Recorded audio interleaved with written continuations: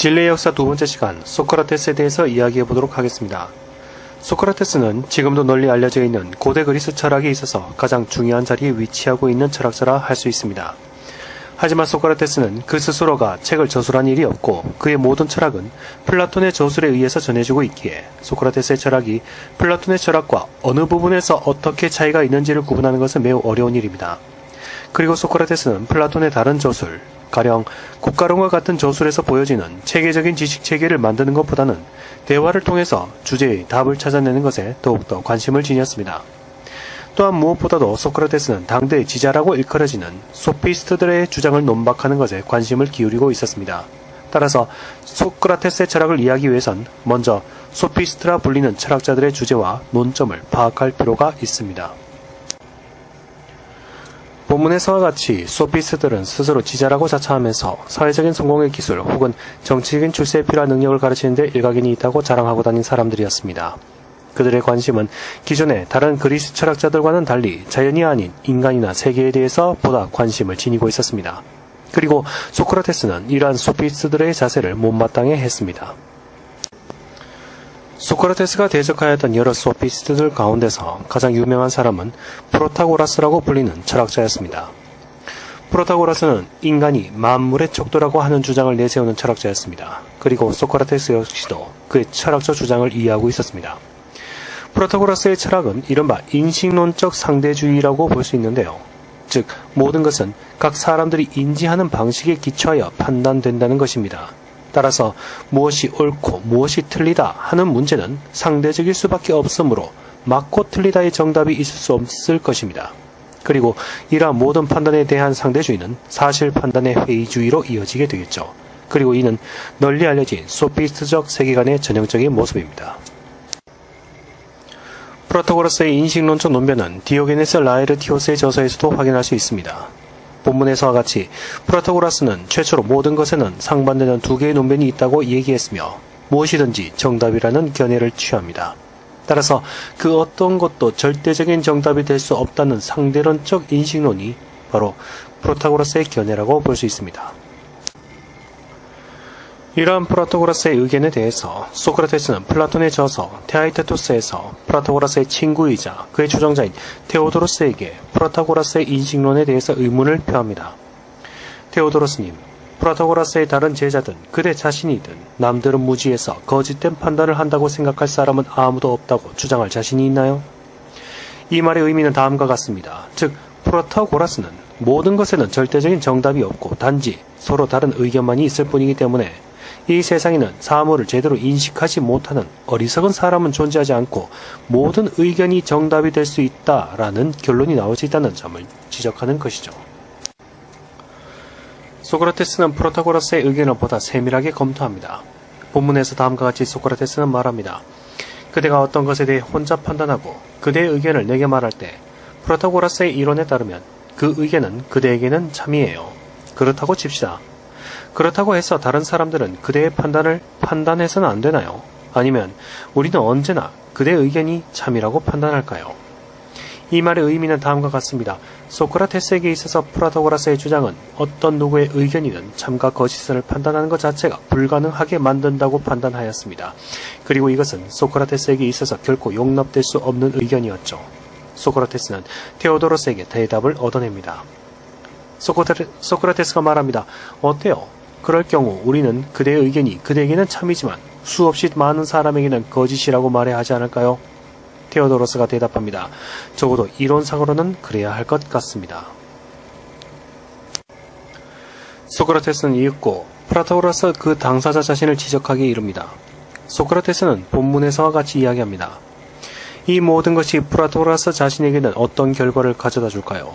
만약 인간이 척도라고 그 자신도 믿지 않고 대중도 실제로 그러하듯 믿지 않는다면 그것은 진리라는 저서는 필시 어느 누구에게도 진리가 아닐 겁니다. 그렇지 않을까요?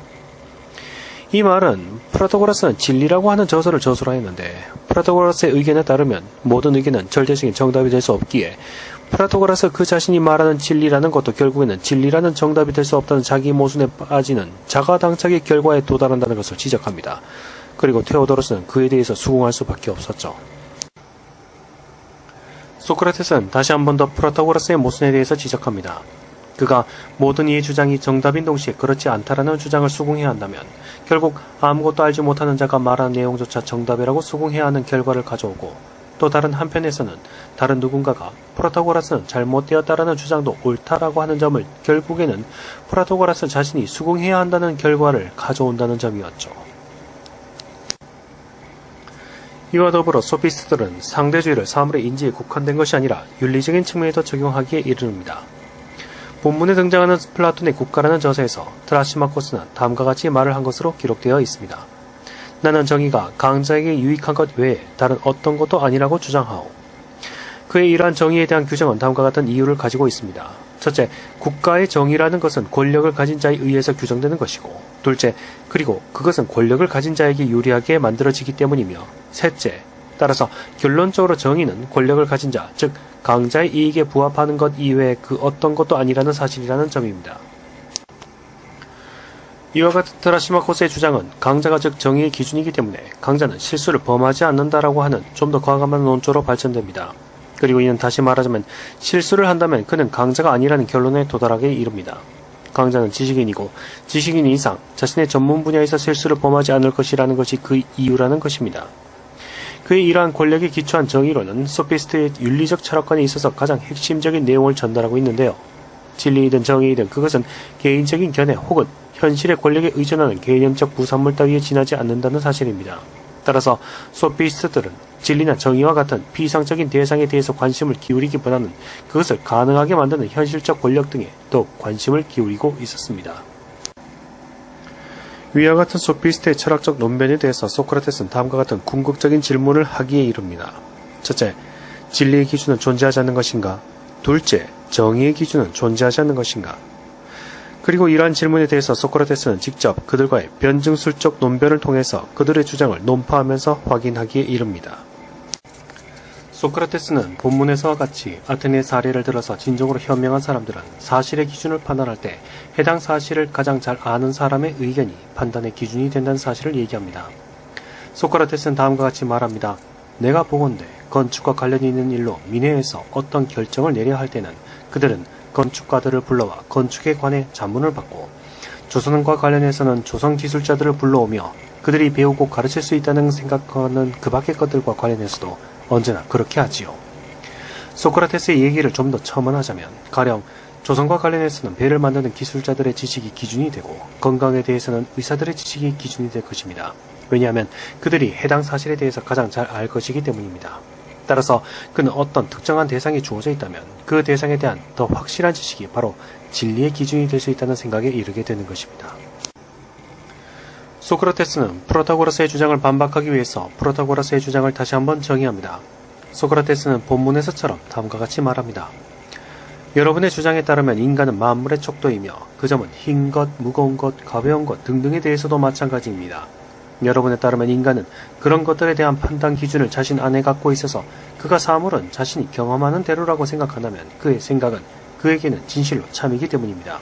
그렇지 않습니까? 이러한 프로타고라스의 주장을 간단히 요약하자면 다음과 같이 될 것입니다.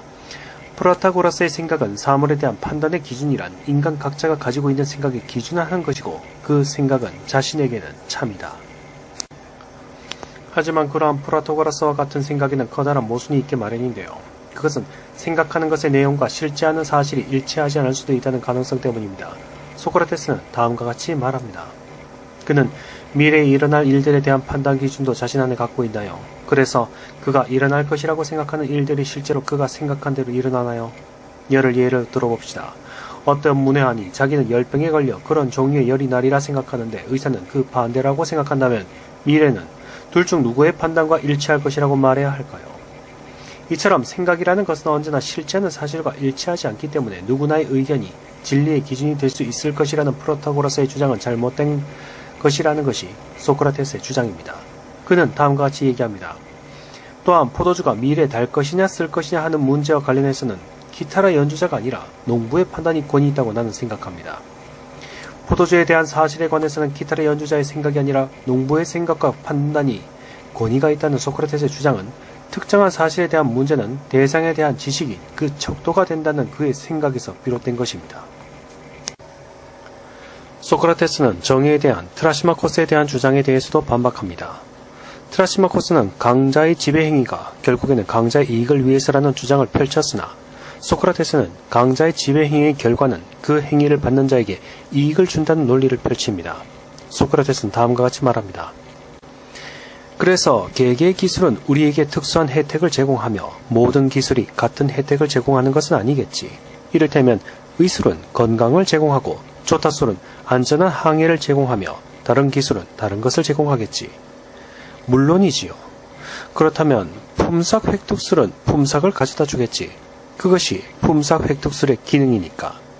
그리고 이와 같이 말합니다. 엄밀히 말해 의술은 건강을 제공하고 품삯 획득술이 품삯을 제공하네. 건축술은 집을 제공하고 품삯 획득술이 뒤따라와서 품삯을 제공하네. 다른 기술도 그 점에 있어서는 마찬가지여서 개개의 기술은 고유한 기능을 하면서 그 관리 대상에 혜택을 베푼다네. 즉 강자가 이득을 취하는 이유는 그들이 가지고 있는 기술이 타인에게 이득을 주고 그 대가로서 이득을 취할 수 있기 때문이다라는 것이 바로 소크라테스의 주장입니다. 이어서 소크라테스는 본문에서처럼 다음과 같이 말했습니다. 기술이나 통치는 피치자에게 유익한 것을 제공하고 명령하며 약자에게 유익한 것을 생각하고 강자에게 유익한 것을 생각하지 않네. 또한 그가 대가를 요구하는 이유는 자기 기술을 제대로 사용하려는 사람은 자기 기술을 사용함으로써 자기가 아니라 피치자에게 가장 좋은 것을 행하거나 명령하기 때문일세. 이 이야기는 다음과 같이 가령 의사가 환자의 몸을 진찰하고 병을 진단한 행위의 결과는 환자의 몸을 건강하게 하기 위한 것이고 결국에는 환자 자신에게 이익이 돌아간다는 것이죠. 결국 트라시마코스가 말한 강자의 이익 추구는 약자에 대한 혜택을 준 그 대가라는 결론에 이릅니다. 그리고 소크라테스는 이러한 강자와 약자의 관계는 통치관계, 즉 국가의 통치 질서의 역할이 있어서도 같은 내용이 적용될 수 있을 것이라는 주장을 합니다. 진리의 기준에 대해서 소크라테스는 사실과 의견의 일치라는 기준을 제시하며 해당 문제를 해결한 소크라테스는 정의의 문제에 대한 소피스트들의 의견을 비판합니다. 소크라테스는 트라시마코스의 주장, 즉 강자는 강자이나 실수하지 않으며 그가 강자이나 정의다라는 주장을 다시 검토합니다.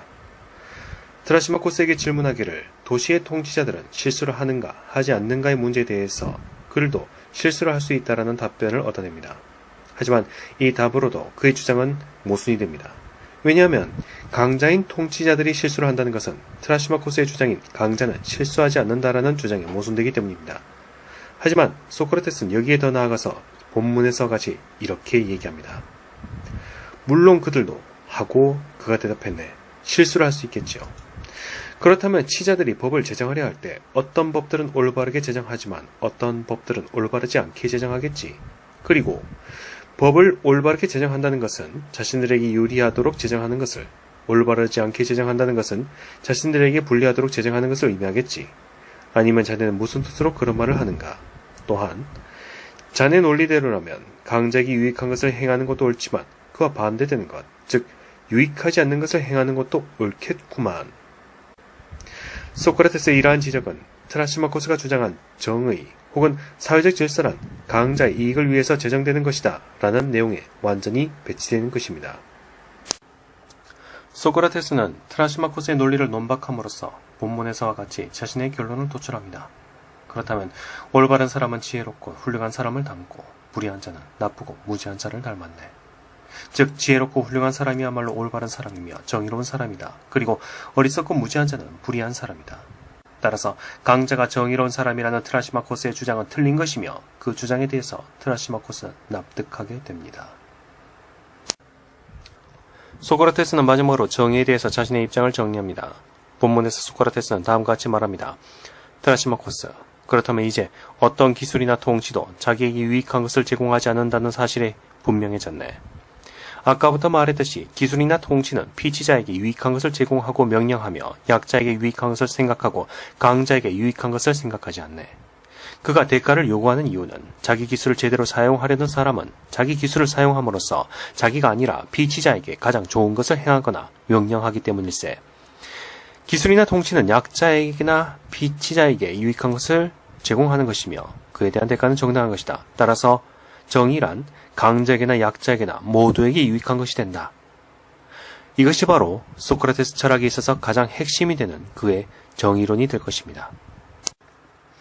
소크라테스는 정의를 규정함으로써 왕이 지녀야 할 기술, 즉 그가 국가의 통치자라는 직업을 가진 존재로서 있기 위한 기술은 무엇인지에 대해서 규정합니다. 그리고 그것은 철학과 전쟁이라고 생각하였습니다. 그들의 왕은 철학과 전쟁에서 가장 우수한 자들이어야 한다는 점에 우리는 의견이 일치했네. 전쟁과 철학에 대한 업무를 관장하는 것이 왕의 업무다 라고 생각한 것이죠. 이러한 철인 국가의 개념은 소크라테스의 정치론에 있어서 가장 핵심적인 내용이 됩니다. 본문에서 소크라테스는 다음과 같이 말합니다. 그래서 내가 말했네. 철인들이 국왕이 되거나 아니면 지금 국왕 또는 치자라고 불리는 자들이 진정한 철인이 되기 전에는 그래요 정치 권력과 철학이 하나로 결합되고 지금은 둘 중 어느 하나만을 따로따로 추구하는 여러 자질들이 그렇게 하지 못하도록 제지당하기 전에는 여보게 글라우콘 국가들의 고통은 아니 인류 전체의 고통은 결코 종식되지 않을 것이네. 그러기 전에는 우리가 방금 논의한 정체가 실현되거나 햇빛을 볼 가능성이 전혀 없네. 훌륭한 의사가 아니면 사람의 질병을 제대로 치료할 수 없듯이 훌륭한 철인이 국왕이 되거나 국왕이 철인이 되지 못한다면 국가 및 그 안에서 살고 있는 사람의 고통은 끝나지 않을 것이라는 내용입니다. 이러한 세계를 만드는 것이 그의 궁극적인 이념이었다고 볼 수 있습니다. 그렇다면 소크라테스는 이 정의라고 하는 것을 왜 그렇게도 추구하였을까요? 그는 다음과 같이 말합니다. 그것도 호메로스와 헤시오도스가 그랬다고 자네들이 주장한 것처럼 정의의 보수와 명성에 관해서는 전혀 언급하지 않고 말일세. 오히려 우리가 찾아낸 것은 정의 그 자체가 혼 자체의 최선일 것이라는 것. 그는 이처럼 정의 그 자체를 추구하는 것이 인간에게 주어진 영혼의 최선의 것이라고 생각하였습니다. 그리고 그것이 최선의 선택일 수밖에 없는 것은 그 정의가 영혼에 주는 영향이 죽음 이후에도 이어진다고 생각하는 믿음 때문이었습니다. 그는 본문에서와 같이 다음과 같이 말합니다. 그래서 내가 말했네. 그러니 글라우콘, 이제는 지금까지 인정한 것들에 더하여 우리가 정의와 그 밖에 다른 미덕의 보수들을 준다 해도 아무도 의의를 제기하지 않겠지. 정의가 혼을 위해 살아 생전에 그리고 죽은 뒤에 인간들과 신들에게서 어떤 보수를 얼마나 많이 마련해주는지 말해도 말했세. 소크라테스는 자신이 이루고자 한 궁극적인 목표, 즉 온전한 인간의 영혼을 기르고자 했던 것의 방법론으로서 산파소를 제안합니다. 그는 자신의 어머니가 산파로서의 일을 했었다는 것을 타이테토스에게 말하며 그 비유를 들어 자신의 철학을 얘기합니다. 본문에서 소크라테스는 다음과 같이 얘기합니다. 자네도 알다시피 스스로 임신하거나 출산할 수 있는 나이에 다른 여인들을 돌보는 산파는 아무도 없고 출산할 나이가 지난 여인들만이 산파가 된다네. 사람들이 말하기를 그 이유는 출산의 여신 아르테미스 그 자신이 자녀가 없기 때문이라네. 인간의 본성은 경험 없는 일에 숙달되기에는 너무 취약한지라 여신은 불임 여성에게 산파가 되는 것을 허용하지 않고 자신과 닮은 점을 존중하여 나이가 많아서 출산할 수 없는 여인들에게 그런 일을 맡겼다는 거지. 산파는 아이를 낳지 못하는 사람이 되곤 하는데 비록 자신이 아이를 낳지 못한다 할지라도 다른 여인이 아이를 낳을 수 있도록 도와준다는 것입니다. 소크라테스는 산파 일을 보다 자세히 서술하며 자신의 철학적 방법론을 묘사합니다. 본문에서 같이 소크라테스가 말합니다. 한 산파들은 약을 지어주거나 주문으로 상고를 격게 할 수 있고 원하면 상고를 덜어줄 수도 있네. 또한 산파들은 난산일 경우 성공적으로 분만하게 할 수 있고 적절하다 싶으면 임신 초기에 유산시킬 수도 있네. 그렇지 않은가? 산파가 하는 일은 이처럼 중요하지만 내가 하는 일만큼 중요하지는 않다네. 어떤 때는 모상을 낳고 어떤 때는 진짜를 낳는 경우가 여자들에겐 없기 때문인데 사실 이 둘을 구별하기란 쉬운 일이 아닐세. 만약 여자들이 그런다면 진짜와 가짜를 구별하는 것이 산파들이 할 수 있는 가장 중요하고도 가장 훌륭한 일일 걸세. 자네는 그렇게 생각하지 않는가? 이와 같이 소크라테스의 산파술은 산파가 아이를 낳도록 도와주거나 혹은 잘못된 임신일 경우 아이를 유산하도록 하는 산파의 기술처럼 사람들의 사이와 생각 속에 있는 제대로 된 생각과 그렇지 못한 생각을 분별하여 내는 것이라고 말하였습니다. 그리고 그것이 신이 자신에게 준 임무라고 생각했습니다. 본문에서 소크라테스는 다음과 같이 말했습니다. 내 산파술은 대체로 그들의 산파술과 다르지 않네. 유일한 차이점이 있다면 내가 돌보는 것은 여자들이 아니라 남자들이며 내 관심사는 그들의 몸이 아니라 출산하는 그들의 혼이라는 것이랄까. 내 기술의 가장 중요한 점은 젊은이의 사유가 출산한 것이 모상이자 가짜인지 아니면 생명이는 진짜인지 온갖 방법으로 시험할 수 있다는 것일세. 그래도 나는 산파들과 공통점도 있네. 나 자신은 지혜를 낳지 못한다는 점이 말일세. 나는 또 지혜가 없기 때문에 남들에게 묻기는 해도 내 생각을 적극적으로 표현하지는 못한다는 취지의 비판을 많이 듣는데 그 또한 사실일세. 그 이유는 신은 내가 산파가 되도록 강제했지만 나 자신이 출산하는 것은 막았기 때문일세. 소크라테스는 스스로를 아예 낳지는 못하는 사람이 산파가 되는 것처럼 비록 스스로는 자식을 낳지 못한 어리석은 사람이지만 무엇이 참다운 지식인지를 분간한 능력이 있다고 여겼습니다. 그것이 바로 소크라테스의 능력이었습니다. 소크라테스는 당시도 이러한 자신의 산파술 때문에 공경에 처해진 것이라고 여겼습니다. 그는 자신의 사명을 다하기 위해서 스스로 지자라고 일컫는 많은 사람들을 찾아다니며 그 사람들의 잘못된 견해와 지식을 비판하고 다녔습니다. 소크라테스는 본문에서와 같이 말하였습니다. 그러므로 나는 신의 뜻을 쫓아 세상을 돌아다니며 시민이든 외국인이든 가리지 않고 현명하다고 생각되는 사람의 지혜를 조사 구명하고 있는 것입니다. 그리고 그가 현명하지 못하면 나는 신탁을 옹호하여 그에게 현명하지 못함을 깨닫게 해주고 있는 것입니다. 그 결과 그들의 분노를 사게 되었고 그것이 자신을 심판받게 만든 원인이라고 그의 변론에서 그는 말하였습니다. 소크라테스는 자신의 철학적 방법론을 또한 등해라고 표현하였습니다. 등해는 다른 말로 파리라고 부르는 곤충입니다. 소크라테스는 본문에서 다음과 같이 말하고 있습니다. 여러분이 나를 사형에 처한다면 여러분은 나와 같은 사람을 다시 쉽게 찾아내지는 못할 것입니다. 이 사람은 익살스러운 말로 말한다면 신이 이 나라에 보낸 일종의 등해인 것입니다. 이 나라는 거대하고 기품 있는 군마와 같아서 바로 거대하기 때문에 각성이 둔하며 따라서 각성이 필요한 것입니다. 나는 신이 이 나라에 부착해 놓은 등해이며 따라서 하루 종일 어디서나 한결같이 여러분을 붙잡고 여러분을 각성시키고 설득하고 비난하고 있는 것입니다. 이는 보잘것없는 벌레에 지나지 않지만 거대하고 기품 있는 군마에 붙어 있으면 그 군마는 파리를 쫓아내기 위해 꼬리를 흔들 것이며 아테네라는 거대한 군마를 움직이기 위해 자신의 역할을 하고 있다는 것을 역설하려 한 것입니다. 소크라테스 자신의 철학적 입장이 어떠했든지 간에 소크라테스는 불경죄로 기소되었습니다.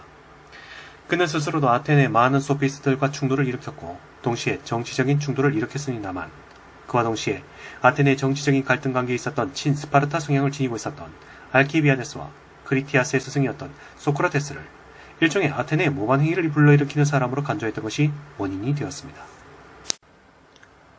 알키비아데스의 경우는 소크라테스가 총애한 그의 제자 중 한 명이었는데 재능은 출중하였으나 인격적으로 문제가 있었던 탓에 자신의 재능을 아테네가 인정해주지 않는다고 판단하여 아테네의 경쟁관계에 있었던 스파르타에 붙었어요.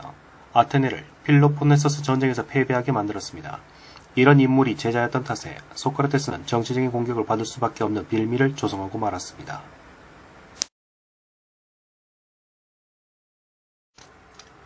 소크라테스의 제자가 어떤 행위를 하여 잘못을 저질렀던지 간에 그가 스스로 불러일으킨 직접적 책임은 없었기에 소크라테스는 자신의 재판의 원인을 자신이 행해온 철학적 삶의 방식에서 찾으려고 하였습니다. 소크라테스는 아테네에서 가장 현명하다는 신탁을 받았으며 자신의 신탁을 확인하기 위해서 그는 앞서 말한 바와 같이 산파수를 통하여 아테네에서 현명하다고 불리는 지식인들을 찾아가서 그들의 지혜를 시험하였습니다. 그러나 그의 그러한 행위는 다른 사람들을 현명하지 않은 인간으로 판단하게끔 만드는 결과를 초래하였고 결국에는 그들의 분노를 사게 되었습니다. 소크라테스 역시도 자신이 그러한 행위를 함으로써 자신이 재판을 받게 되는 결과를 가져오게 되었다고 주장하고 있습니다. 본문에서와 같이 소크라테스는 다음과 같이 말했습니다. 나는 그와 대화를 시작하자마자 많은 사람들이 그를 현명하다고 생각하고 자기 자신도 매우 현명하다고 생각하고 있지만 사실은 그는 현명하지 않다는 생각을 금할 수가 없었습니다. 따라서 나는 그 자신은 현명하다고 생각하고 있지만 사실은 현명하지 않다는 사실을 그에게 설명하려고 노력했습니다. 그런데 그 결과 나는 그의 미움을 샀고 그 자리에 동석해서 그 말을 듣고 있었던 사람들도 나에게 적의를 갖게 되었습니다. 그렇게 해서 나는 그와 그 이외의 많은 사람을 적으로 만들어버렸습니다. 소크라테스 재판의 결과는 사형이었습니다. 하지만 많은 사람들이 이에 동의하진 않았으며 소크라테스의 친구였던 크리톤 역시도 그중 하나였습니다. 크리톤은 소크라테스를 사형에서 구해주기 위해서 감옥에서 그를 풀어주고자 하였습니다. 하지만 소크라테스는 자신이 지금까지 해온 행동에 비교해서 그러한 일을 하는 것, 즉 법이 자신에게 불리하게 적용되었다고 하여 그 법을 부정하는 것을 할 수 없다고 말했습니다. 소크라테스는 다음과 같이 말했습니다. 왜냐하면 나는 반성을 통해서 나에게 가장 좋은 것으로 믿어지는 이유가 있을 때만 그 이유에 따라서 행동하는 사람들 중에 한 사람이고 과거에도 항상 그렇게 해왔네. 그리고 지금 나에게 이러한 기회가 닥쳤다고 해서 내 말을 번복할 수는 없네. 소크라테스의 이러한 주장은 위의 본문에서처럼 더욱 명확하게 나타납니다. 내가 딱 도망을 가려고 하는데 국법과 정부가 나에게 소크라테스, 당신이 무슨 일을 하려고 하는지 말해주게. 당신은 당신의 행동으로 가능한 한 우리들 그리고 국법과 국가 전체를 쓰러뜨리려고 하지 않는가? 법의 결정이 힘을 발휘하지 못하고 개인에 의해 무효가 되고 짓밟히는 경우에도 당신은 국가가 존속하고 전복되지 않는다고 생각하는가? 라고 묻는다면 상상해보게. 크리톤, 이러한 말에 대해 또는 이와 비슷한 말에 대해 우리는 어떤 대답을 할 수 있을까? 이 말에 대해 우리는 어떤 대답을 해야 할까? 법률이 하는 말은 옳은가? 옳지 않은가? 그리고 당신이 시민으로서 한 약속과 동의에 등을 돌리고 달아나려고 하는데 이것은 비천한 노예나 할 수 있는 짓이야. 소크라테스의 논지를 요약하자면 소크라테스가 만일 사형 선고에 대해서 도망가게 된다면 법률에 의해서 존속되고 있는 아테네의 질서를 보정하는 것이 되고 그러한 법을 존중하지 않고 파괴하면서 도망가는 행동은 비천한 노예의 행동이나 다름없기에 수치스러운 일이 된다고 하는 것입니다. 본문에서와 같이 소크라테스는 다음과 같이 말합니다. 그러면 법률은 다음과 같이 말하겠지. 소크라테스, 당신은 우리들과의 약속 및 동의를 파괴하려고 하는 것이야. 게다가 당신은 강요를 받거나 기만을 당해서 성급하게 약속한 것이 아니라 이 70년 동안에 우리들이 당신의 마음에 들지 않았거나 또는 우리들의 약속이 당신에게 공정하지 못했다면 당신은 마음대로 이 도시를 떠날 수 있었어. 다시 말하자면 우리들 법률을 좋아했어. 법을 타락시키는 자는 젊은이와 인류의 어리석은 계층을 타락시키는 자이기 때문이야. 그렇다면 당신은 질서 있는 도시와 유독한 사람들을 피할 생각인가? 이렇게 하면서까지 살 보람이 있는가? 소크라테스는 더 나아가서는 자신이 지금까지 살면서 존중하고 믿고 살았던 아테네의 질서를 부정하면서 다른 나라에 도망가서 살게 된다면 결국에는 자기 자신의 삶 그 자체를 부정하게 되는 것인데 굳이 이렇게까지 하면서 살아남아야 하는가라는 질문을 합니다. 그렇게 소크라테스는 법률이 자신에게 부당하게 적용될 수 있다 할지언정 자신의 삶을 송두리째 부정하게 되는 일을 하면서 도망갈 수는 없다는 결론에 이르게 됩니다. 여담으로 이러한 소크라테스의 철학적 입장은 악법도 법이다 라는 말로서 축약되거나 혹은 그러한 말을 했다고 전해지지만 실제로 악법도 법이다 라는 말은 일본의 법철학자 오다카 토모오가 1930년대에 출판한 그의 책 법철학에서 실정법주의를 주장하며 쓴 말이라고 합니다.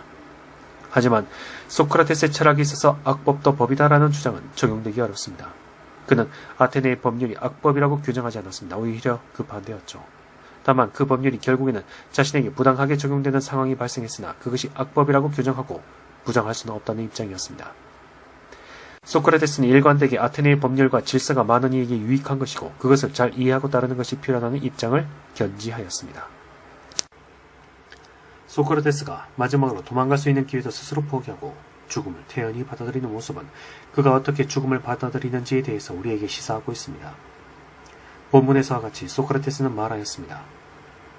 이제 당신은 무거운 몸으로 피해자로서 떠나가는 것이지 악행을 한 사람으로 떠나가는 것이 아니네. 법률이 아니라 인간의 희생자로서 그러나 악은 악으로 갚고 손해는 손해로 갚으면서 우리들과의 약속과 동의를 파기하고 당신이 조금도 해를 끼쳐서는 안 될 모든 것, 곧 당신 자신, 당신의 친구, 당신의 나라, 그리고 그 나라의 법률에 해를 끼치면서 살아간다면 우리는 당신이 살아있는 동안 줄곧 당신에게 분노할 것이며 우리들의 친구인 명부의 법률도 당신을 적으로 받아들일 것세. 자신의 죽음은 무고한 피해자로서 발생하게 된 것이지 결코 악행으로 발생한 것이 아니라는 점을 역설하였습니다. 그리고 그는 죽어서 가게 되는 명부의 세계에서도 법률이 존재할 것이며 그 명부의 법률은 결코 자신을 적으로 돌리지 않을 것이라는 확신을 지니고 신의 뜻대로 따라가기로 하자라는 말을 하게 됩니다. 플라톤의 파이돈이라는 저서에서 소크라테스는 케베스와 영혼과 불사에 대한 대화를 나눕니다. 소크라테스는 홀수와 작수가 서로 같은 수일 수 없고 정의와 부정이 같은 것일 수 없고 음악적인 것과 비음악적인 것이 같은 것일 수 없다고 합니다. 그리고 영혼은 생명을 주는 것이며 죽음에 반대된 것이기에 영혼은 불사적인 존재라는 결론에 이릅니다. 본서의 내용을 잠시 보도록 하겠습니다. 소크라테스는 말했습니다. 그렇지만 오 나의 벗들이여, 영혼이 정말로 죽지 않는다면 생애라고 부르는 시기를 위해서만이 아니라 영혼을 위해서 영혼을 알뜰하게 돌봐야 하지 않겠는가. 그리고 이러한 관점에서 볼 때 영혼을 소홀히 다룸으로써 생기는 위험은 참으로 엄청날 거야. 죽음이 모든 것의 종말이기만 한다면 악인은 죽으면서 유리한 흥정을 할 거야. 악인은 행복한 마음으로 육체와 작별을 할 뿐만 아니라 그의 영혼과 함께 그 자신의 죄악과도 영영 작별하게 될 테니까. 그러나 영혼이 분명히 죽지 않는다면 최고의 덕과 지혜에 도달하지 않고서는 악으로부터 해방되고 구원된다는 것은 불가능해. 이러한 영혼의 불사에 대한 확신은 소크라테스의 생애 전반에 걸친 철학적 입장이었습니다. 그는 사후 세계의 존재를 인정했으며 사후 세계에 대한 일종의 명확한 이미지를 지니고 있었습니다. 따라서 그는 죽음이라고 하는 소멸적인 상태가 어떤 영원히 지속된 상태라고 생각하지 않았습니다. 그래서 자신과 같이 영혼이 단련된 자는 불사의 상태에서도 좋은 곳에 이른다고 믿었습니다. 그리고 그렇지 못한 존재는 사후 세계에서도 불행이 지속된다고 보았습니다. 소크라테스는 그의 최후를 담담히 맞아들였습니다. 소크라테스는 독약을 마시고 사형에 처해지게 되었는데 그가 독약을 마시고 죽음에 이르게 되자 그는 다음과 같이 마지막 말을 남겼습니다. 크리톤, 나는 아스클레피오스에게 닭 한 마리를 빚졌네. 기억해 두었다가 빚을 갚아주겠나? 본문에서도 기록하였지만 아스클레피오스는 의학의 신으로서 고대 사회에서는 약의 효능이 명확치 않았기 때문에 약의 효능을 보게 되고 나서는 해당 신에게 닭 한 마리를 바치는 풍습이 있었다고 합니다. 이 마지막 말에 대해서는 여러 가지 해석이 존재하지만 독약이 소크라테스를 죽이고 있는 과정에서도 그 약의 효능이 있다는 것에 대해서 담담히 받아들이고 그는 그것을 농담삼아 말할 수 있었던 담대한 정신을 지니고 있었던 사람임에는 틀림없습니다. 이러한 소크라테스는 그 인물의 훌륭한 됨됨이로 인하여 많은 후계자들이 있었는데요. 누구보다도 플라톤이라는 고대 서양 철학사에 있어서 매우 중요한 인물이 그의 후계자였습니다. 본문에서처럼 소크라테스는 어떤 해답을 제시하기보다는 철학을 하는 방법에 있어서 그리고 그것을 왜 철학하는지에 대한 목적의식에 대해서 전달한 인물로 평가받고 있습니다.